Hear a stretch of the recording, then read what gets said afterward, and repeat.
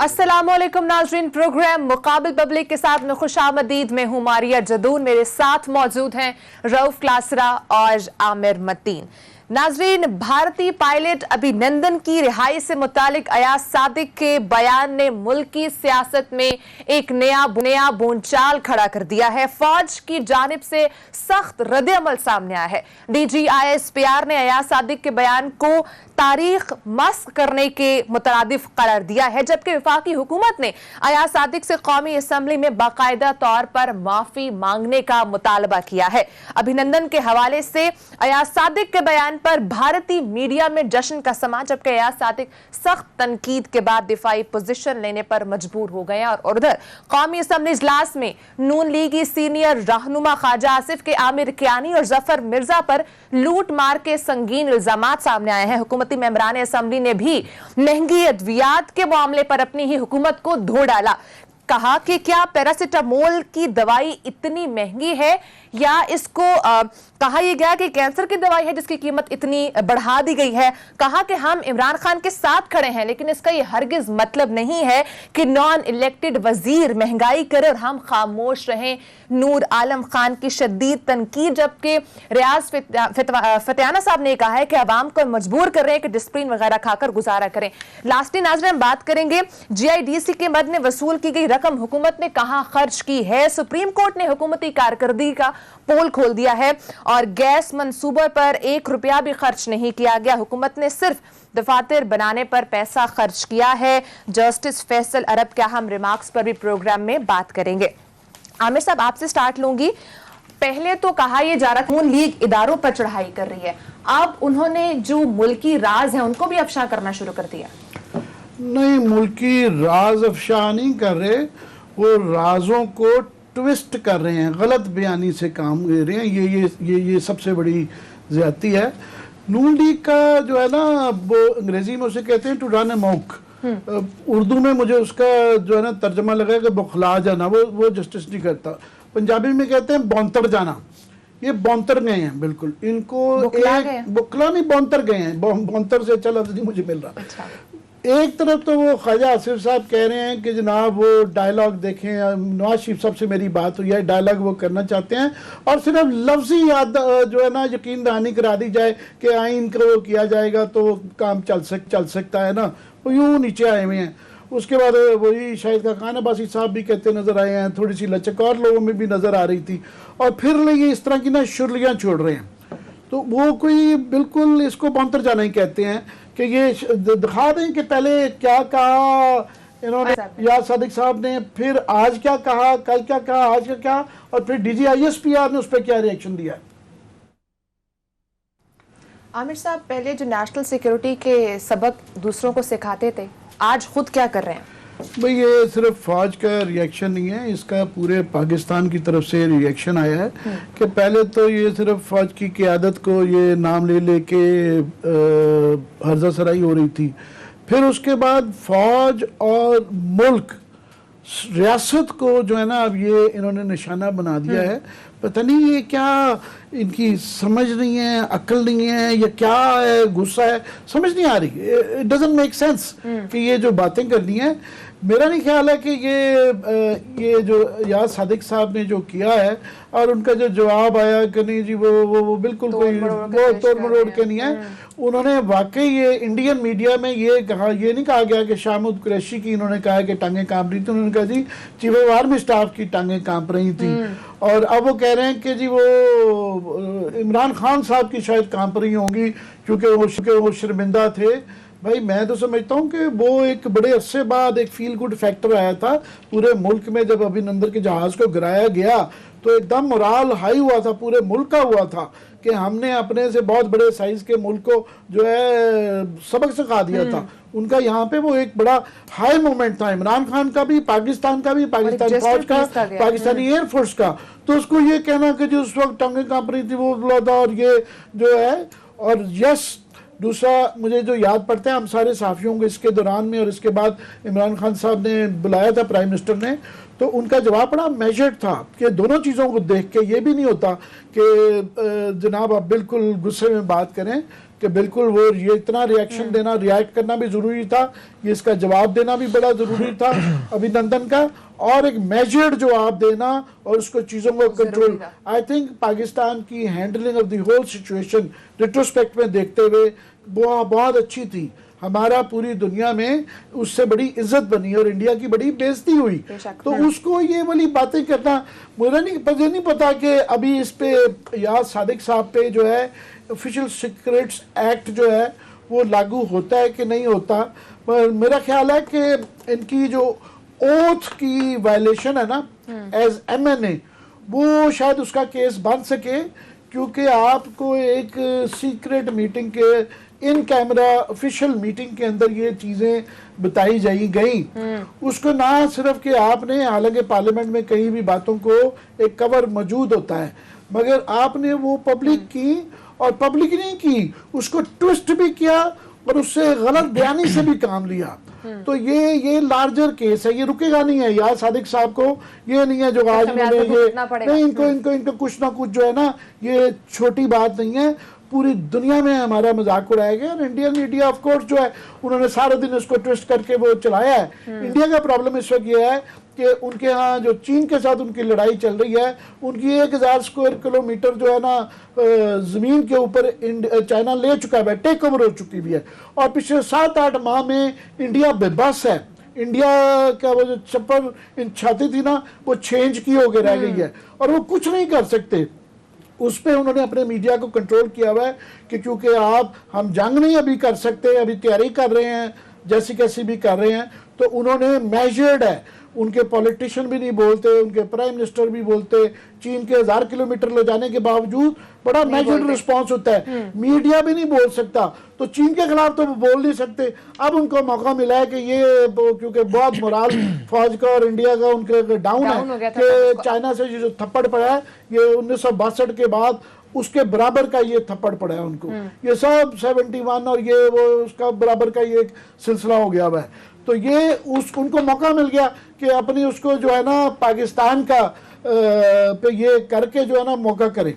मगर story does not and here. ये PDM की जो सारे इतने हवा में गुब्बारा बनाया हुआ था ना, वो सारी हवा निकल गई है, अभी समझ नहीं आ रहा। इसके साथ ही आप देखें ना, तो ये इससे लगता है कि ये कोई वन ऑफ चीज़ नहीं थी। याद सादिक साहब वाली जुबैर साहब हैं, जुबैर साहब ने जो आउट ऑफ द ब्लू इतने दिन बाद उन्होंने अरशद शरीफ साहब के प्रोग्राम में खुद फ़ोन करके दिया कि जनाब मैं क्लैरिफिकेशन करना चाहता हूँ। अब वो क्लैरिफिकेशन ठीक है, बड़ी बात है कि उन्होंने ये वाली दी, बड़ा हौसला किया मैं कहता हूँ, और ये सिर्फ जुबैर साहब ही कर सकते थे। मगर उसमें उन्होंने 6, मैं गिन रहा था, 6 कदर कट्टे खोल दिए हैं, और ये बड़ी ही ख़तरनाक बातें हैं। ये भी छोटी चीज़ नहीं है। फॉर एग्ज़ाम्पल उन्होंने इसमें जो है 6 चीज़ें जो कही हैं खतरनाक। एक ये उन्होंने कहा है कि जनाब मैं तो सियासतदान, मेरे कोई ओथरी लिया हुआ कि मैं फौजियों से नहीं मिल सकता। उन्होंने लिया, चीफ ऑफ आर्मी स्टाफ ने डायरेक्टली उन्होंने कहा है, चीफ ऑफ आर्मी स्टाफ ने तो ओथ लिया हुआ है कि वो सियासत में जो है सियासत में मुदाखलत नहीं करेंगे। तो ये जो मिलना है मुझसे, उनको एहतियात करनी चाहिए थी चीफ ऑफ आर्मी स्टाफ को। 2 मीटिंगें करके 7 घंटे की वो करके, बाकी लोग भी पिछले 20-30 साल से हमेशा मिलते रहे। उन्होंने कहा है कि जनाब ये बड़ी डेयरिंग बात की है उन्होंने कि ये एहतियात करनी चाहिए थी, पहली बात। दूसरा उन्होंने कहा कि जी एक बहुत संगीन इल्ज़ाम लगा दिया उन्होंने चीफ ऑफ आर्मी स्टाफ पे और DGI-SPR पे, जबकि खुद पहला जो ऑफिशियली कहा गया था इनकी तरफ से आया, उन्होंने कहा कि ये ऑफ द रिकॉर्ड गुफ्तगू थी, इसको पब्लिक नहीं करना चाहिए। वो मतलब ये कह रहे हैं कि ये वायलेशन जो है ना चीफ ऑफ आर्मी स्टाफ ने की है या फौज ने की है, मैंने नहीं की, जो कि मेरा फैक्चुअली गलत कह रहे हैं। जो मुझे याद पड़ता है पहले इनके ही बातें किसी से इधर उधर से निकली थी, इन्होंने इकरार किया था, बाद में DGI-SPR ने खबर निकली थी तो क्लैरिफिकेशन दी थी। उसके बाद उन्होंने कहा बहुत सख्त इल्जाम अगेन DGI-SPR को, उन्होंने कहा कि इन्होंने सच नहीं बोला, उन्होंने कहा इन्होंने आधा सच बोला, मतलब झूठ, ये इल्जाम लगा दिया कि ये झूठ बोल रहे हैं। ये एक ऑफिशियल इदारे के एक ऑफिशियल सरबराह को ये कह देना बहुत ही डेयरिंग मैं कह रहा हूँ मगर बेवकूफाना बात भी है कि जी उनको ये कह देना ये जुबैर साहब ही कर There is सकते हैं। something big. फिर उन्होंने एक और कहा, उन्होंने कहा कि जनाब ये जो है ना मरियम बीबी को मैं समझता हूँ फंसा दिया है। ये कहा कि जी मैंने अंदर की सारी डिटेल्स बता दी ना, और जो है अभी तक वो थोड़ी सी आई थी वो नई शुलियाँ छोड़ दी हैं। जी मैंने कहा जी आपने जो करना है कर ले, मोर और लेस ये था कि आपके पास पासपोर्ट है ना मरियम का, फौज को कहा, फौज के पास नहीं है पासपोर्ट उनका बाय द वे, आप उसको फाड़ दें, आप रखें ECL में, वो लंदन नहीं जाएंगी। अच्छा। पहले मुझे ये सुनते थे ना कि नवाशी साहब जार कर रहे हैं किस तरीके से वो भी आ मरियम गए, लंदन तो आ फिर जाए। मैं इनको टकरूंगा, तो वो रास्ता उन्होंने लंदन जाने का उनका तो बंद कर दिया। अब कल को जो है उनको वाले साहब सचमुच भी ज्यादा बीमार हो जाए तो वो लंदन जाने का उन्होंने खुद कह दिया, फाड़ दें, वो लंदन नहीं जाएंगी। उन्होंने spokesperson of Noon league and Maryam Bibi ये कह दिया है कि जनाब वो लंदन कभी नहीं जाएंगी। ये स्पोक्समैन की तरफ से अब आ गया। दूसरा जो है एक और जो इंकशाफ उन्होंने कहा, अरशद शरीफ ने उनसे ये निकलवाया कि उन्होंने कहा जी फिर आप ISI चीफ को कोट करते हुए कि उन्होंने पूछा आपसे कि आप फिर यहाँ आए क्यों हैं। वो कह रहे थे ना कि वो 40 साल पुराना ताल्लुक था, मैं तो चाय पीने गया था, ये क्या था। तो अगर ब्लंटली ISI चीफ ये कह रहे हैं जनरल फैज कि what are you here for, ये अरशद शरीफ के पास इंफॉर्मेशन थी, उन्होंने कहा जी कोट एंड कोट बात करें, what are you here for. तो उन्होंने कहा जी मैं तो जो है उसका एक अपना उन्होंने जवाब था कि जी मैं तो कुछ नहीं मांग रहा आपसे। बाल मेरा ख्याल है कि उन्होंने जो है ना एक और जुमला, एक और बहुत सख्त बात उन्होंने की, उन्होंने कहा जी ये जो है ना ये जो हो रही है ये सारी कंट्रोवर्सी, इससे आर्मी के लिए मुश्किल पैदा हो रही है, मेरे लिए नहीं हो रही है। मतलब ये जो सारी बातें अंदर की निकलेंगी तो एक किस्म का एक ये धमकी सी थी एक इदारे को देना। मैं अगेन वो कहते हैं ना only in Pakistan, so only Zubair साहब कैन से दैट। उसके बाद उन्होंने कहा एक और बम फोड़ा, आपका फेवरेट।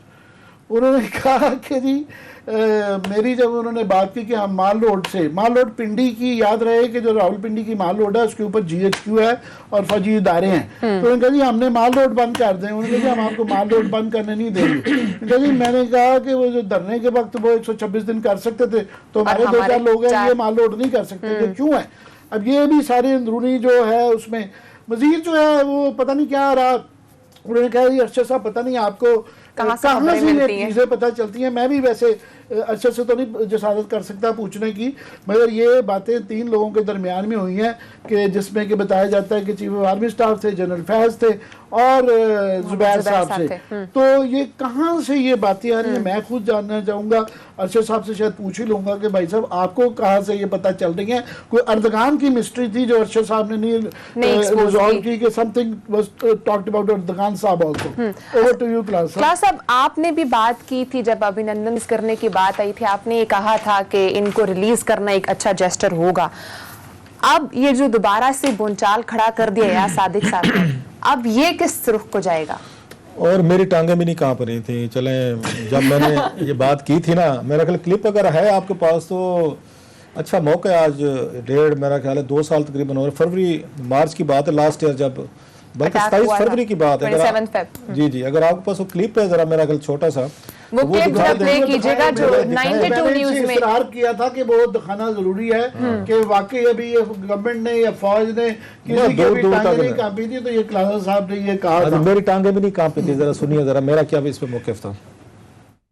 मेरा ख्याल मोदी साहब की इमरान खान की डायरेक्ट होनी चाहिए एज ए जेस्चर के तौर पर। इमरान खान जो इंडियन आज ये पायलट हमने उनका हमारी उसमें है, आप उनके हवाले करें कि जनाब आपने आए थे, ये आप अपना बंदा लें, आप इसको as a goodwill gesture के तौर पर लें। लेट्स अगर sit together on a table, आपको क्या शिकायत है हम दूर करने को तैयार हैं। कश्मीर पे क्या मसाइल हैं, बैठ के इनको को ना को इसका डूबल वर्कबल हम सोल्यूशन कर सकते हैं। ये मौका है, ये उनके मोदी साहब के पास भी है, इमरान खान साहब के पास भी है। क्लासा साहब अब ये बातें जो उन्होंने की हैं, अब इनका प्रॉब्लम कहाँ पे हुआ है। अब ये कोई सीक्रेट नहीं है कि पाकिस्तान को पता था कि 9 बजे इन्होंने हमला करना है। ये इमरान खान साहब हम सहाफ़ियों को बता चुके थे जब उन्होंने बुलाया था।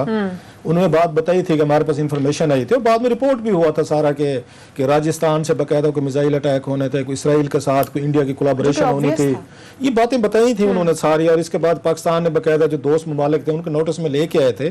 तो ये कोई राज नहीं था कि इंडियन, बल्कि इंडियन तो खुद कह रहे थे, उन्होंने पब्लिकली कहा था कि हम भी आप पे अटैक करेंगे। करेंगे। अब इसमें चैलेंज ये था कि फिर आर्मी और पॉलिटिकल क़यादत को क्या करना चाहिए था। मेरा ख्याल है उन्होंने मैच्योर तरीके से बैठ के, जो दबाव आ रहे थे पाकिस्तान में डिफरेंट है, आपने इसको थोड़ा सा डीएस्केलेट करना था। तो आपने बैठ के अपोजिशन और हुकूमत को ब्रीफ करना था आपके फौजी कमांड ने। ये दुनिया भर में एसओपीज तो यही होती हैं। अब जो उन्होंने अल्फाज यूज किए ना याद सादिक साहब ने, अब ये उनके कॉमेंट हैं, ये उन्होंने एडजेक्टिव लगे हैं कि जनाब टांगे कांप रही थी, माथे पे पसीना था, डरे हुए थे। अब ये उनके अपने कमेंट है कि जिसने उनको आप कह सकते हैं बड़ा रिलीफ दिया है इंडियंस को, जो पिछले 1.5-2 साल से थोड़े से दबाव में थे, बल्कि थोड़े नहीं बहुत सारे दबाव में थे। उनको तो रिलीफ मिला है कि जनाब कि ये तो पाकिस्तान के इतना बड़ा स्पीकर साहब हैं, तो वो बैठ के इनकी अपनी मोमेंट ऑफ विक्ट्री को सरेंडर बना दिया ना, तो इन्होंने कर दिया। ये बहुत बड़ा ब्लो है जिससे मेरा ख्याल पाकिस्तानी कौम जो है वो बहुत बड़ी वो डिमोरलाइज भी हुई है। और मतलब फॉर अंडरस्टैंड, उसको कहते हैं अंडरस्टैंडेबल रीजन, कि हमारा जो उन पे एज था, हम तो ये समझे बैठे थे ना कि हमने बहुत बड़ा जेस्चर दिया है, हमने एक पीस का जेस्चर दिया है। इसमें 3-4 ममालिक इन्वॉल्व थे, बड़ी अच्छी खासी एक अग्रेसिव किस्म की इसमें डिप्लोमेसी हुई है, बिहाइंड द सीन्स बहुत कुछ हुआ है। आप ऐसे तो नहीं होता कि बंदा उठाए और उसको या मेरे कहने पे आने लाइटर नोट कर राउत साहब ने क्योंकि आज रात टीवी शो में कह दिया तो इनको झूठा नहीं होने देना, तो हमने अगले दिन छोड़ देना, मेरी वजह से तो नहीं हो रही थी चीजें। ऑफकोर्स बैकग्राउंड पे बहुत कुछ यहाँ पे चल रहा था जिसको किया। सो याद सादिक साहब को अब उनको कहाँ से हौसला मिला है। उन्होंने जब नवाज शरीफ साहब का ये देखा है कि जनाब के ये तो यहाँ तक चले गए हैं, ये नेक्स्ट लेवल होता है ना, नेक्स्ट लेवल आपका, तो उन्होंने कहा जनाब कि मैंने कोई ऐसी चीज़ एक्स्ट्राऑर्डिनरी कहने, मैंने बताया कि तुम लोग यहाँ पे कितने बुज़दिल और हम कितने बहादुर हैं। एक तो मैं समझता हूँ इस पे होगा, थोड़ा सा मैं इस पे बात करना चाह रहा हूँ जो आमिर साहब ने इनकी बात की है ना, मोहम्मद जुबैर साहब की। मेरी कोई ज़्यादा कोई उसमें उनके साथ ना कभी कोई इंटरेक्शन रहा है, बल्कि 2-4 दफ़ा टीवी चैनल में मेरी उनके साथ अच्छी खासी मतलब गर्मी सर्दी हुई है, कोई प्यार मोहब्बत कभी नहीं हुआ। लेकिन मुझे कहने दें 2 लोगों को सर, मैंने उनका सुना है, उनके साथ जो था अरशद के साथ, 2 लोगों ने मुझे हमेशा मिलिट्री के हवाले से ना जब भी इनकी होती है, इनको मैंने कम्प्लेक्स का शिकार होते नहीं देखा। ओनली 2 पॉलिटिशियंस, ये बराबरी पे उनको डील करते हैं सर, बराबरी पे बात करते हैं। ये इनको अगेन मैं इनका ना उसको क्रिटिक होने के नाते मैं कह रहा हूँ, जो बात इन्होंने की है ना, किसी सियासतदान में इतनी जुरत नहीं थी। एक चौधरी सालिक खान में जुरत थी, जो मैंने देखी थी। अगेन मेरे चौधरी साहब और आपके मेरे कभी भी कोई अच्छे तल्लुकात नहीं रहे पिछले, कोई मेरा ख्याल है उसके बाद कोई 2007-8 के बाद हम उनके कभी इसमें गुड बुक्स में नहीं रहे। उसकी रीज़न है, अब ये क्यों नहीं उनके नीचे लगते जो इन्होंने जो बातें की हैं, फौजी खानदान एब्सोल्युटली कि ये खुद जनरल उमर के बेटे, इन्होंने घर में फौजी आते जाते स्टार वगैरह, उनको सलूट अपने वाले साहब को करते, कोई अफसर को उनका करते। सो इन पे ऊपर वो एक वो नहीं, साइकोलॉजिकल दबाव नहीं है जो आम सियासतदान पे होता है कि वो पहले 10 दफा डरता है, उसको 20 दफा सर कहता है, तो उसके बाद वो गुफ्तगू शुरू करता है। हमने तो देखा है उनको, और उसको चौधरी निसार अली खान में भी ये बात थी। इसलिए नवाज शरीफ साहब माजी में आप जब भी देखें फौज के साथ डील करने के लिए चौधरी निसार अली खान को इस्तेमाल करते थे, क्योंकि चौधरी साहब बैठ के उन पे आके बराबरी की गुफ्तगू करते थे, वो उनके नीचे लग के नहीं बात करते थे।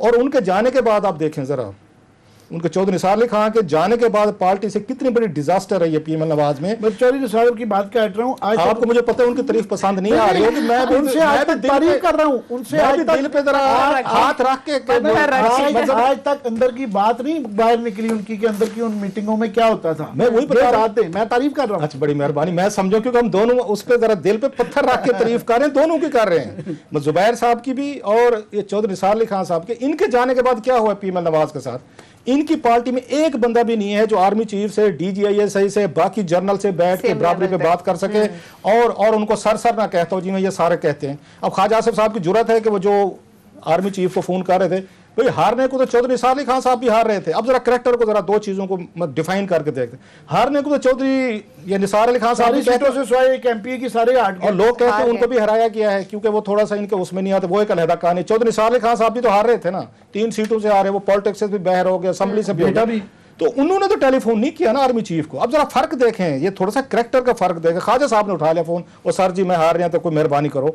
सो चौधरी निसार अली खान साहब को मैं इक्वेट करता हूँ, अगर पीएम नवाज में कोई उनके बाद मुझे बंदा नजर आ रहा है कि जिसने आज बड़े कॉन्फिडेंस से बात की है, और बहुत सारी बातें उनकी ठीक भी हैं, बैठना DGISI के साथ बैठना, आर्मी चीफ के साथ बैठना और 7 घंटे बैठना 2 मुलाकातों में, और उनके साथ बराबरी पे गुफ्तगू करना, उनके सवालों जवाब को देना। एटलीस्ट वो सम सिविलियन जो मुझे थोड़ा सा हुआ है, no offences to any powerful groups के जो हम इनको वो कर रहे हैं, उन्होंने जो बातें की वो ठीक कह रही हैं। और जहां तक राज आपने निकालने की बात की कि राज निकला है, ये बेसिकली वहां से ISPR की तरफ से आया है, वो ठीक कह रहे हैं जुबैर साहब। आप इनका क्रोनोलॉजी देखें ना, आप इवेंट्स, इनको कहां पे गुस्सा आया है हमारी एस्टेब्लिशमेंट को, जब इनकी मुलाकातें निकली है ना क्लासर साहब, अब ये बातें जो उन्होंने की हैं, अब इनका प्रॉब्लम कहाँ पे हुआ है? अब ये कोई सीक्रेट नहीं है कि पाकिस्तान को पता था कि 9 बजे इन्होंने हमला करना है। ये इमरान खान साहब हम सहाफ़ियों को बता चुके थे, जब उन्होंने बुलाया था उन्होंने बात बताई थी कि हमारे पास इंफॉर्मेशन आई थी, और बाद में रिपोर्ट भी हुआ था सारा कि राजस्थान से बाकायदा कोई मिसाइल अटैक होने थे, कोई इसराइल के साथ कोई इंडिया की कोलाबोरेशन होनी थी, ये बातें बताई थी उन्होंने सारी। और इसके बाद पाकिस्तान ने बाकायदा जो दोस्त ममालिक थे उनके नोटिस में लेके आए थे। तो ये कोई राज नहीं था कि इंडियन, बल्कि इंडियन तो खुद कह रहे थे, उन्होंने पब्लिकली कहा था कि हम भी आप पे अटैक करेंगे। अब इसमें चैलेंज ये था कि फिर आर्मी और पॉलिटिकल क़यादत को क्या करना चाहिए था। मेरा ख्याल है उन्होंने मैच्योर तरीके से बैठ के, जो दबाव आ रहे थे पाकिस्तान पे डिफरेंट है, आपने इसको थोड़ा सा डीएस्केलेट करना था। तो आपने बैठ के अपोजिशन और हुकूमत को ब्रीफ करना था, आपके फौजी कमांड ने। ये दुनिया भर में एसओपीज तो यही होती हैं। अब जो उन्होंने अल्फाज यूज किए ना याद सादिक साहब ने, अब ये उनके कमेंट हैं, ये उन्होंने एडजेक्टिव लगे हैं कि जनाब टांगे कांप रही थी, माथे पे पसीना था, डरे हुए थे। अब ये उनके अपने कमेंट है कि जिसने उनको आप कह सकते हैं बड़ा रिलीफ दिया है इंडियंस को, जो पिछले 1.5-2 साल से थोड़े से दबाव में थे, बल्कि थोड़े नहीं बहुत सारे दबाव में थे, उनको तो रिलीफ मिला है कि जनाब कि ये तो पाकिस्तान के इतना बड़ा स्पीकर साहब हैं, तो वो बैठ के इनकी अपनी मोमेंट ऑफ विक्ट्री को सरेंडर बना दिया ना इन्होंने कर दिया। ये बहुत बड़ा ब्लो है, जिससे मेरा ख्याल पाकिस्तानी कौम जो है वो बहुत बड़ी वो डिमोरलाइज भी हुई है। और मतलब फॉर अंडरस्टैंड, उसको कहते हैं अंडरस्टैंड बाय रीजन, कि हमारा जो उन पे एज था, हम तो ये समझे बैठे थे ना कि हमने बहुत बड़ा जेस्चर दिया है, हमने एक पीस का जेस्चर दिया है। इसमें 3-4 ममालिक इन्वॉल्व थे, बड़ी अच्छी खासी एक अग्रेसिव किस्म की इसमें डिप्लोमेसी हुई है, बिहाइंड द सीन्स बहुत कुछ हुआ है। आप ऐसे तो नहीं होता कि बंदा उठाएं और उसको या मेरे कहने पे आने लाइटर नोट कर राउत साहब ने क्योंकि आज रात टीवी शो में कह दिया तो इनको झूठा नहीं होने देना, तो हमने अगले दिन छोड़ देना, क्योंकि मेरी वजह से तो नहीं हो रही थी चीजें। ऑफकोर्स बैकग्राउंड पे बहुत कुछ यहाँ पे चल रहा था जिसको किया। सो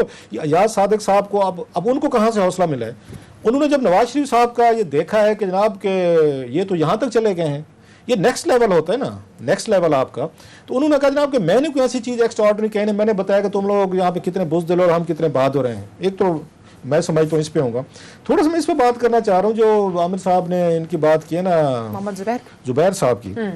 मेरी कोई ज़्यादा कोई उसमें उनके साथ ना कभी कोई इंटरेक्शन रहा है, बल्कि 2-4 दफ़ा टीवी चैनल में मेरी उनके साथ अच्छी खासी मतलब गर्मी सर्दी हुई है, कोई प्यार मोहब्बत कभी नहीं हुआ। लेकिन मुझे कहने दें 2 लोगों को सर, मैंने उनका सुना है, उनके साथ जो था अरशद के साथ, 2 लोगों ने मुझे हमेशा मिलिट्री के हवाले से ना जब भी इनकी होती है, इनको मैंने कम्प्लेक्स का शिकार होते नहीं देखा। ओनली 2 पॉलिटिशियंस, ये बराबरी पे उनको डील करते हैं सर, बराबरी पे बात करते हैं। ये इनको अगेन मैं इनका ना उसको क्रिटिक होने के नाते मैं कह रहा हूँ, जो बात इन्होंने की है ना, किसी सियासतदान में इतनी जरूरत नहीं थी। एक चौधरी साल खां में जरूरत थी, जो मैंने देखी थी। अगेन मेरे चौधरी साहब और आपके मेरे कभी भी कोई अच्छे तल्लुकात नहीं रहे पिछले, कोई मेरा ख्याल है उसके बाद कोई 2007-8 के बाद हम उनके कभी इसमें गुड बुक्स में नहीं रहे। उसकी रीजन है, अब ये क्यों नहीं उनके नीचे लगते, या उन्होंने जो बातें की हैं फौजी खानदान, एब्सोल्युटली कि ये खुद जनरल उमर के बेटे, इन्होंने घर में फौजी आते जाते स्टार वगैरह, उनको सलूट अपने वाले साहब को करते, कोई अफसर को उनका करते। सो इन पे ऊपर वो एक वो नहीं, साइकोलॉजिकल दबाव नहीं है जो आम सियासतदान पे होता है कि वो पहले 10 दफा डरता है, उसका 20 दफा सर कहता है, तो उसके बाद वो गुफ्तगू शुरू करता है। हमने तो देखा है उनको, और उसको चौधरी निसार अली खां में भी ये बात थी। इसलिए नवाज शरीफ साहब माजी में आप जब भी देखें फौज के साथ डील करने के लिए चौधरी निसार अली खां को इस्तेमाल करते थे, क्योंकि चौधरी साहब बैठ के उन पे आके बराबरी की गुफ्तगू करते थे, वो उनके नीचे लग के नहीं बात करते थे। और उनके जाने के बाद आप देखें जरा, उनके चौधरी निसार अली खां के जाने के बाद पार्टी से कितनी बड़ी डिजास्टर है ये पीएमएल नवाज में। मैं चौधरी निसार की बात कर रहा हूँ, आज आपको मुझे पता है उनकी तारीफ पसंद नहीं आ रही होगी, मैं उनसे आज तक तारीफ कर रहा हूँ, उनसे आज तक दिल पे जरा हाथ रख के आज तक अंदर की बात नहीं बाहर निकली उनकी, के अंदर की उन मीटिंगों में क्या होता था, मैं वही बता रहा हूं, मैं तारीफ कर रहा हूँ। अच्छा, बड़ी मेहरबानी, मैं समझो क्योंकि हम दोनों उस पर जरा दिल पे पत्थर रख के तारीफ कर रहे हैं, दोनों की कर रहे हैं, जुबैर साहब की भी और ये चौधरी निसार अली खां साहब के। इनके जाने के बाद क्या हुआ पीएमएल नवाज के साथ, इनकी पार्टी में एक बंदा भी नहीं है जो आर्मी चीफ से, DGISI से, बाकी जनरल से बैठ के बराबरी पे बात कर सके और उनको सर ना कहता हो जी मैं ये सारे कहते हैं। अब ख्वाजा आसिफ साहब की जरूरत है कि वो जो आर्मी चीफ को फोन कर रहे थे, भाई हारने को तो चौधरी निसार अली खां साहब भी हार रहे थे। अब जरा करेक्टर को जरा 2 चीजों को डिफाइन करके देखते, हारने को तो चौधरी या निसार अली खां साहब सीटों से सिवाय एक MP की सारे 8 और लोग कहते हैं उनको भी हराया गया है क्योंकि वो थोड़ा सा इनके उसमें नहीं आते, वो एक अलहदा कहानी। चौधरी निसार अली खां साहब भी तो हार रहे थे ना,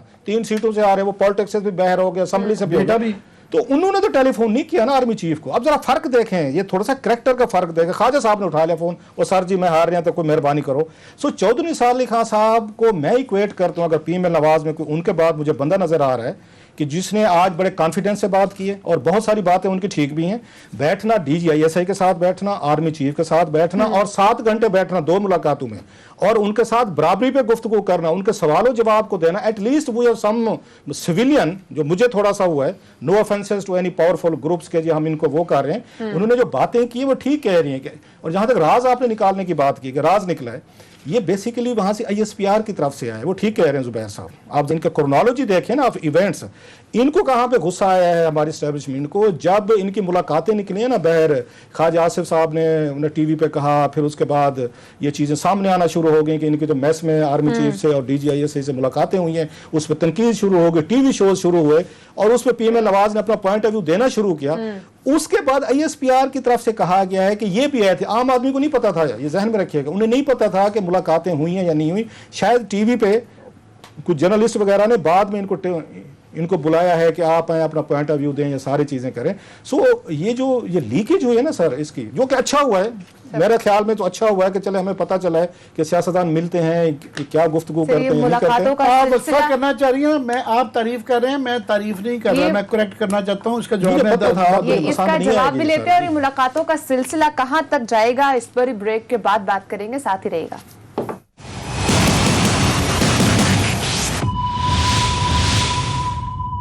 वेलकम बैक नाज़रीन। आमिर साहब, ये जो है सादिक साहब कह रहे हैं कि मेरी बातों को सयाको सबाक से हटकर बताया जा रहा है, क्या वाकई में ऐसा है या उन्होंने पूरा नैरेटिव चेंज किया?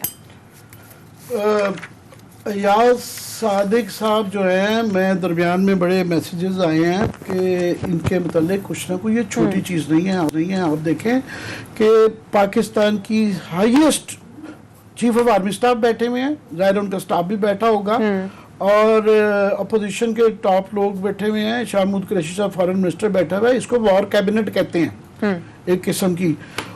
उसमें जंग है, जंग की सूरत हाल में जो है वो जो बताई जा रही हैं उन चीज़ों को, ये वर्ल्ड वॉर सेकंड की आप ये चर्चिल की फिल्में देख लीजिएगा या उस ज़माने की 25-25 साल बाद वो डिक्लासीफाई हुई हैं, अब जाके फिल्में बन रही हैं कि एक्चुअली वो जो कहा जाता था, चर्चिल साहब भी वहाँ पे डरे हुए थे जब उनको ये कह दिया था कि नॉर्मंडी के वक्त भी वो परेशान थे, और जी वहाँ क्या हुआ था, डनकर्क में क्या हुआ था, ये क्या हुआ था। वो 25 साल बाद हिरोशिमा की पहली तस्वीर जो दुनिया ने देखी, वो 25 साल बाद 1965 में, 20 साल बाद जो है ना, 30 साल के बाद पहली दफ़ा वो छपी। किसी ने वो डोम और देखा नहीं था कि हिरोशिमा में क्या हुआ है, और उसकी वजह से रेडिएशन का लोग अपने अमेरिकन फौजी भी शिकार हो गए। ये अभी कल का वाक़या है, और एक आदमी को एक्सेस मिली हुई है ऑफिशियल जो है मीटिंग के अंदर, in camera highest level on a very sensitive issue. वो आगे हंसी मजाक उड़ा रहे हैं, इनकी टांगें कांप रही थी, इनके वो हो रहे थे, वो आज तक नहीं मानते। आप वो कहें उनके जो है इतने 100 साल हो गए हैं जंगों को ख़त्म हुए हुए, वो अपनी ये नेशनल प्राइड और उस पर नहीं है। तो हमारी एक विक्ट्री का जो मैं कह रहा हूँ, ये विक्ट्री थी जिसने हमें फील गुड फैक्टर दिया, तो इन्होंने बिल्कुल एक, क्योंकि एक आम आदमी नहीं है ना, फ्लोर ऑफ द हाउस पे कह रहा है, एक्स फॉर्मर स्पीकर है, तो वो इनका कुछ ना कुछ इसका ये सिर्फ इनका अब भी हंस के कह देना ही मैं तो ये क्या, ये नहीं है। इसको बिल्कुल देखना पड़ेगा। मेरा ख्याल है इसकी लीगल ओपिनियन लेनी चाहिए। हम उस कबीले में नहीं है जो 1 मिनट में कहें जी इसको गद्दार बना दो, गद्दार नहीं है, बट इसको लीगली देखना चाहिए कि इन्होंने क्या वायलेट किया है। इन्होंने एक बहुत ही इन कैमरा मीटिंग की है, highest level on a very secret and sensitive issue जो है उसको इस तरीके से पब्लिक को ट्विस्ट करके बीच में इसके अंदर मैलाफिडी है इनकी ये बदनीयती थी या नहीं, इसकी इन्वेस्टिगेशन होनी चाहिए कि क्यों की और किस वक्त की, कि जब बहुत दोबारा ये इंडिया चाइना का वो मसला चल रहा है और हमारी इंडिया की एक टेंशन चल रही है, उस दौरान पे ये जाके इस तरह की बात करें, तो ये छोटी बात नहीं है। दूसरा मैं क्लास साहब से आप इस पे जरा 1 मिनट से पहले आप इससे मैं क्योंकि जुबैर साहब पे भी जाना चाह रहा हूँ, ओपिनियन देते हैं। जरूर जाए। इसमें 2-4 चीजें जो एजाज सादिक साहब के बयान को डिफरेंटली देखने की जरूरत है। आपने पूरी वार का नैरेटिव ही बदल दिया है। इवन इंडियन जो है खुद वो उसके बाद फरवरी लास्ट ईयर के बाद आज कल की डेट तक वो खुद यही समझे बैठे थे कि हमें बहुत बड़ा वहाँ पे वो हुआ, सेटबैक हुआ है, हमारा पैलेट पकड़ा गया, हमारा जहाज गिर गया है, हमारे लिए फिर पाकिस्तानी जो प्लेन्स हैं उन्होंने बम्बिंग की है। अगरचे अल्लाह का शुक्र है दोनों साइड से नुकसान नहीं हुआ, बात उस पर बच गई। इन्होंने पूरा वार का नैरेटिव बदला है। इन्होंने वार की तारीख को बदल के रख दिया। 71 के बाद मेरा ख्याल है सबसे बड़ा जो गुड फील फैक्टर जिसकी आमिर बात कर रहे थे कि एक अवाम को लगा है कि हमारी एयर फोर्स या फोर्स जो है ना वो भी केपेबल है बड़े एक उसके साथ लड़ने के लिए, फौज के साथ लड़ने के लिए। आपने एक बयान जो कि 3 लफ्ज जो है ये तीनों इनकी पर्सनल कमेंट है। एक तो चलो आपने सीक्रेट मीटिंग का बताया, आप उसमें कह सकते हैं वार कैबिनेट अपोजिशन भी है, ठीक है। दूसरा आपने जो अपने कमेंट किए हैं ना कि टांगे कांप रही थी, माथे पे पसीने थे, डरे हुए थे। मैं अगली बात तीसरी एक बात जो खतरनाक कही कि वो कोई वरना इंडिया हमला करने वाला नहीं था। इन्होंने हमें ये बताया हुआ था, इंडियंस ने क्लेम किया इन्होंने कि जी वो हमें ये बताया गया कि जो 9 बजे इंडिया हमला करने वाला है और जो है वो और कोई ऐसा नहीं था। इनकी ये इतला है, इनको कहां से इतला है कि वो इंडिया हमला नहीं करने वाला था। जो इन्होंने कहा कि वो इंडिया हमला नहीं करने वाला था, भाई आपको किसने बताया कि नहीं करने वाला था? फर्ज करें अगर करने वाला था। वो हमारी साइड में देहातों में कहते हैं तार आई थी वो तार आने वाला इनको हिसाब है, नहीं तो ये तार का हिसाब देना पड़ेगा। अच्छा अगली उस पे लास्टली जो है, अगर मैं कहता हूँ डरे हुए थे, मान लेते हैं डरे हुए थे, क्या आपका ख्याल है बहादुर लोगों की ये निशानी होती है कि जैसे उसने हिटलर ने बड़ी बहादुरी दिखाई या इन्होंने जैपनीज ने बड़ी बहादुरी दिखाई, पर्ल हार्बर पे अटैक किया, उसके बाद बम खाया और उसके बाद कितने वहां पे लाखों लोग मारे गए। आजकल कहीं भी एटम बम की बात सुने जापानी हाथ बांध के पहुंच जाते हैं कि पैसे भी लें, माल भी लें, खुदा के लिए एटम बम के करीब ना जाएं। अभी तक वहां पे उसके इफेक्ट जो है ना उसमें आ रहे हैं, अभी तक वो उनकी नस्लें उस पर तबाह हो रही हैं। तो डरना चाहिए था। इसके बाद आप उसको फर्स्ट वर्ल्ड वार के बाद उसमें देख लें, इवन सेकंड वर्ल्ड वार को देख लें, जितने मुमालिक एक दूसरे से लड़े थे, वहां पे वार लड़ी थी अलाइड ने और वर्सेस जो उनकी वहां पे उसके हिटलर की फोर्सेस के साथ हुई, उन्होंने वहां पे अलायंस बनाया है। सर वो वार से इतने खौफजदा हुए, अगर उस वक्त ये डर जाते, उस वक्त ये खौफजदा होते, जैसे वर्ल्ड वार फर्स्ट के लिए हुआ था कि ड्यूक को गोली मारी गई, ये योगोस्लाविया के जो उसके गए थे वियना का ड्यूक गया और उसको गोली मारी गई और उसकी क्वीन को, अगर उस वक्त यूरोप डर जाता कि यार के एक दो कत्ल ही हुआ है ना, तो इसके लिए हम जाकर वार नहीं लड़ते, लाखों लोग ना मारे जाते। वर्ल्ड वार सेकंड में अगर यही कुछ करते, थोड़े से डर जाते, लीडरशिप की बात कर रहा हूँ कि जो है सेकंड वर्ल्ड वॉर के ना, जो सेकंड वर्ल्ड का बयानिया जो बदला था, जो ब्रिटिश मोराल हुआ था, वो डनकर्क से हुआ था। और डनकर्क से बताया था जी दुनिया की हिस्ट्री में ऐसा रेस्क्यू ही नहीं हुआ जहाँ से उनकी सारी फौज वरना ब्रिटिश मारी जानी थी। अब वो बता रहे हैं कि सारी रात वो बाथरूम के ऊपर पॉट के ऊपर बैठा हुआ था, फिल्में अब बन रही हैं और वो डरा हुआ था। अब 100 साल बाद बताना कोई और बात है। मेरा ख्याल ये 1-6 महीने वाइज लीडर को डरना चाहिए जंगों से। कोई भी समझदार हो जिसके दिल में इंसानों के लिए जो अपने बच्चों को दूसरे बच्चों की तरह समझे।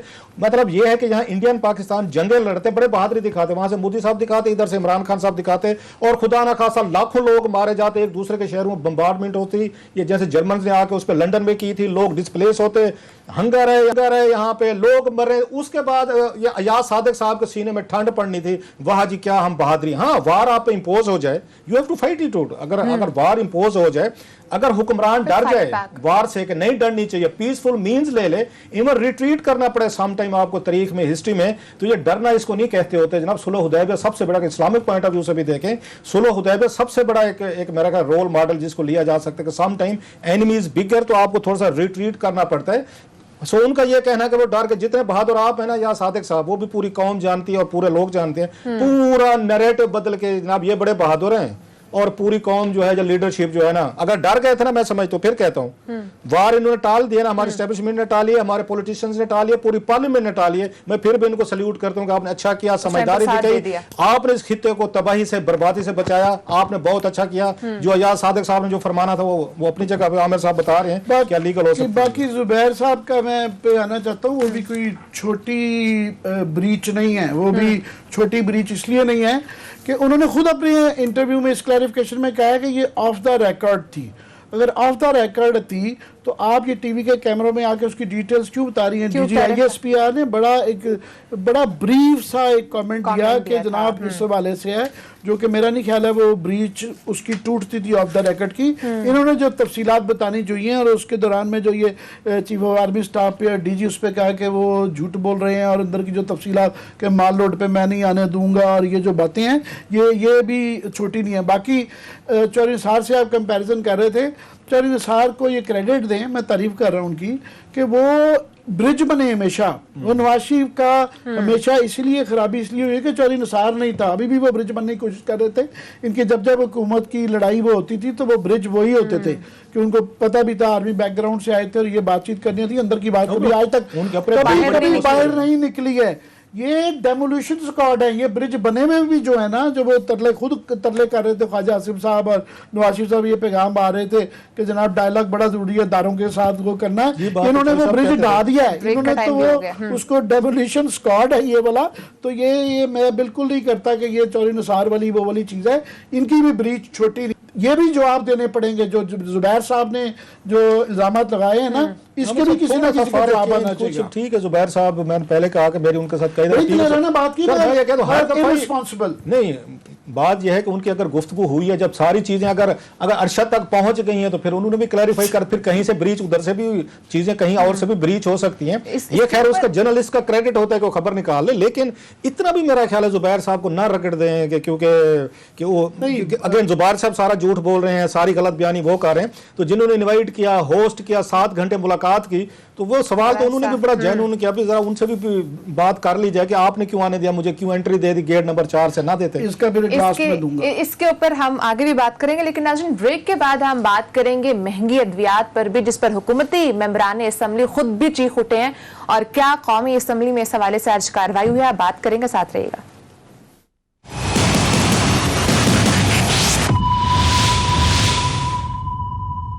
वेलकम बैक नाज़रीन।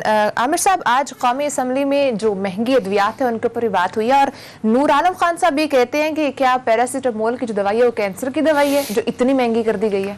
मैं ये दवाइयों का इशू तो काफ़ी अरसे से करना चाह रहा था, आज करता हूँ। मैं थोड़ा सा पहले जो क्लास साहब ने जुबैर वाला मामला है ना साहब वाला, वो डील कर लूँ। पहली बात है कि मैं कभी आज तक ना ISPR में ना बुलाया गया हूँ और ना GHQ में बुलाया गया हूँ। सो ये मुझे ये शर्फ हासिल है कि मैं इतना ही कभी की चीफ ऑफ आर्मी स्टाफ से ड्यूरिंग उस पर मिला हूँ। मैं रिटायर्ड, हाँ, जहांगीर करामत साहब को ब्रुकिंग्स में एक छोटे से क्यूबिकल में जब उन्होंने अपने लिए और मेरे लिए काफ़ी बनाई अपने हाथों से, तो वो इस तरह की हालात में मुझे चीफ ऑफ आर्मी स्टाफ से मिलने का जरूरी था कि उन्होंने अपने हाथ। मेरा ख्याल है कि एक चीफ का इतना रुतबा होता है कि उनको एक थिंक टैंक के अंदर जाके जो है ना इस तरह की नौकरी नहीं करनी चाहिए थी। ये मेरा जाती ख्याल है। जो है ना किस दिन ज़्यादा बहस करेंगे, साइड पे हो जाती है। मगर जुबैर साहब की जो इतनी इतला मुझे भी है, ये मैं तमीर इसलिए बात रहा था कि जुबैर साहब का जितना वो ताल्लुक क्लेम करते ना, 40 साल का ताल्लुक वो जो है, इतना ताल्लुक नहीं था उनका। तो स्कूल में जूनियर सीनियर ज़रूर थे, उसके बाद से 30-35 साल का जो मेरी इतला है वो गैप था। और जनरल साहब जब कभी चीफ बने या जनरल बने तो पहली जगह जो है ना इत्तफाकन जो है ना किसी जगह इस तरीके की मुलाकात हुई तो वो दोबारा याद कराया। हो आप भी सर सैयद में पढ़ते थे, मैं भी सर सैयद में पढ़ता हुआ सारा। सो वो उस तरह की वो जो कह रहे हैं ना कि वो बचपन के दोस्त और झूले कट्टे लेते थे, ऐसा सिलसिला नहीं था। दूसरा ये कि जो अरशद शरीफ के प्रोग्राम में उन्होंने कहा कि जो ISI चीफ ने उनसे पूछा कि what are you here for, तो यहाँ फिर करने क्या आए हैं अगर आपको हमसे कुछ चाहिए नहीं है। तो जिस पे उन्होंने इनकार नहीं किया कि ये सवाल पूछा गया। मतलब ये अब किसी को चाय के लिए दोस्त बुलाता है ना, उसको ये नहीं कहा जाता कि तीसरा आदमी बीच में बैठा है, बल्कि तो तीसरा आदमी होता नहीं है वहाँ पे। तीसरा आदमी हो तो वो ये नहीं कह सकता कि जी मेहमान को चाय पे बुला के बचपन के दोस्त को ये कहे what are you here for. ये एक सवाल पूछ लेते होते, मैं आपके पास हूँ तो आप भी पूछेंगे। आप मेरा सर फाड़ दें अगर आपका मैं आपके किसी बचपन के दोस्त को चाय के लिए बुलाया हो तो मैं कहूँगा आप लेने क्या आए हैं यहाँ पे। वो सीधी सी बात है कि वो वहाँ पे एक डील के सिलसिले में गए हुए थे, वहाँ पे पॉलिटिकल आर्ग्यूमेंट दे रहे थे, वो नहीं मिली, उसका जवाब जो है उन्होंने इन जलसों में दे रहे हैं। अब दोबारा पैंतरा बदलना है, मगर मुझे समझ नहीं आ रहा क्योंकि ये पैटर्न है, सोची समझी साजिश है या क्या है कि एक दिन में जो है ना 1-2 दिन के अंदर इस तरह के बयानात जो ये आ रहे हैं कि वही तसलसल है। ये बाद में इस पे बात करेंगे। फिलहाल मैं क्विकली जरा दवाइयों पे आ जाऊं क्योंकि महंगाई का ये सारा होता रहता है और हम ये कहते रहते हैं। क्लिप है वैसे ख्वाजा आसिफ का बड़ा इंटरेस्टिंग, पहले दिखा दें। हम तो बड़े शौक है ख्वाजा आसिफ और नूर आलम साहब का भी दिखा दें। गवर्नमेंट के अपने MNA इसके ऊपर बोलने लग पड़े, प्लीज वो भी दिखा दें। सर अब तो खुद भी हुकूमती मेंबरान तंग है महंगाई से। खैर नूर आलम साहब का ये पुराना वतीरा है, ये पीपल्स पार्टी में भी जब इनको अटेंशन नहीं मिलती थी तो वहाँ भी तो वक्ती तौर पे बगावत करते थे, इनको जरा छोड़ दें, मगर यस गवर्नमेंट की तरफ से दाद देंगे, हुकूमत में बैठ के तनकीद करें, वो हुकूमत में बैठ के, और उसके बाद लास्ट टाइम जब पीपल्स पार्टी की भी की थी, ये किस दिन इस पर भी अलहदा बहस कर लेंगे, तो उसके बाद जब वो इनके मामला सेट कर दिए गए थे उसके बाद मैं उसका क्योंकि गवाह हूँ इसलिए मैं ये उसकी तफसीलात बता दूंगा आपको। तो वो जो आज उन्होंने बात की है बिल्कुल बड़ी अच्छी बात की है। गवर्नमेंट के अंदर भी लोगों को ये करनी चाहिए जो है कि दवाइयाँ महंगाई का हम कहते रहते हैं कि होलिस्टिक जो है ये होना चाहिए, और सिर्फ ये आटा गंदम से नहीं होता। सबसे इम्पोर्टेंट चीज़ दवाई है। दवाई, और इमरान खान साहब को तो खास तौर पर पता होना चाहिए कि इन्होंने सारी सियासत शौकत खानम के ऊपर और अस्पताल के ऊपर वो की हुई है, और इसके अंदर जो दवाइयाँ हैं वो बुनियादी दवाइयाँ हैं। और जिस किस्म का एक चल रहा है 2 साल में जो है बिल्कुल जो है कियानी साहब, आमिर कियानी साहब जो है उस ज़माने में लोग इल्ज़ाम लगाते हैं कि जनाब जो दवाइयों की ओवरऑल जो 200% तक बढ़ाई गई थी, 400% तक बढ़ाई गई थी, उसमें 34 अरब रुपए का फ़र्क पड़ गया, तो वो उनको हटाया गया। तो जाहिर है कुछ इल्जामात कुछ इन्होंने देखे होंगे ना, उनमें जान देखी होगी। उलहदा बात है कि उनको तरक्की देके पार्टी का जनरल सेक्रेटरी बना दिया बाद में। उसके बाद दूसरे वाले भी फारिग हो गए, उन पे भी मैं तो नहीं जाहिर कर सकता। ख्वाजा आसिफ साहब फ्लोर ऑफ द हाउस पे वो इल्जामात लगा रहे थे, तो ये ख्वाजा आसिफ साहब की ज़ुबान है। अब जो तीसरे साहब भी हैं वो मैं उन पर कोई इल्जाम नहीं दे रहा, पर उनका एडमिनिस्ट्रेशन का या उसका कोई एक्सपीरियंस नहीं है। ये यहाँ पे मसला ड्रैप का है, जो प्राइम मिनिस्टर ने भी आज, वो भी हमारे पास क्लिप बना हुआ, टाइम नहीं है दिखाने का, उन्होंने खुद कहा है कि ड्रैप सबसे बड़ा मसला है। जो रेगुलेटरी बॉडी है उसके जो चीफ पकड़े गए हुए हैं इस हुकूमत के दौर में, वो उनके ऊपर जाली डिग्री थी, उनके ऊपर करप्शन का वेन कैरेक्टर था, उनका केस चल रहा है, नैब उसके ऊपर कुछ नहीं कर रही है। अगर वही टीम जो उनकी बनाई गई हुई थी वही टीम मौजूद है, उसी टीम से नए जो आए हैं उन्होंने ब्रीफिंग ली है, और उन्होंने भी जनाब वो कह रहे हैं 262% तक जो है ना 96 दवाई हो गई है। इस पे हम अब मंडे को ही करेंगे डिटेल से मंडे पे बात करेंगे हम। नाज़रीन टाइम खत्म हो चुका है हमारा, इंशाल्लाह आपसे मंडे को मुलाकात होगी। अपना ख्याल रखिएगा। अल्लाह हाफ़िज़।